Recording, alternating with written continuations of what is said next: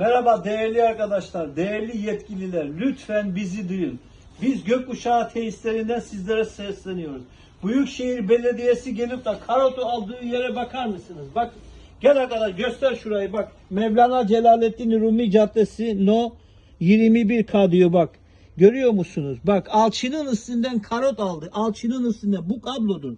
Alçının üstünden karot alarak yarın bir gün burası sakat diye falan çıkarsa lütfen bu şeyleri sesimizi duyun. Görüyorsunuz bakın şu alçının üzerinde